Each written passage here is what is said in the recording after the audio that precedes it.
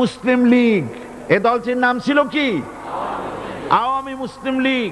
তখন তারা নারায়ে তাকবীর, আল্লাহু আকবার ধ্বনি দিত, স্লোগান দিত, কিন্তু ধর্মনিরপেক্ষ মতবাদ দলীয় আদর্শ হিসাবে গ্রহণ করার কারণে নারায়ে তাকবীর, আল্লাহু আকবার এই স্লোগান তারা বর্জন করেছে।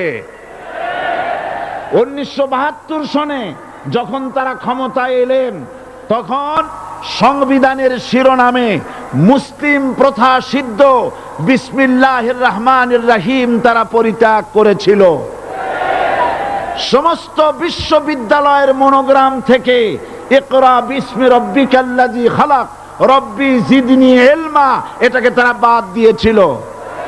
সলিমুল্লাহ মুসলিম হল এই নাম থেকে মুসলিম শব্দ বাদ দিয়েছিল। নজরুল ইসলাম কলেজের নাম থেকে ইসলাম শব্দ বাদ দিয়ে শুধু নজরুল কলেজ করেছিল। এগুলি অসত্য না সত্য?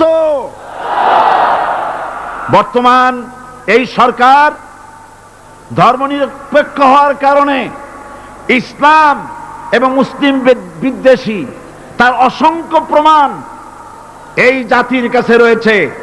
দেশের শ্রেষ্ঠ সন্তান হচ্ছে আলেম ওলামা, পীর বুজুর্গ, বলেন সুবহানাল্লাহ।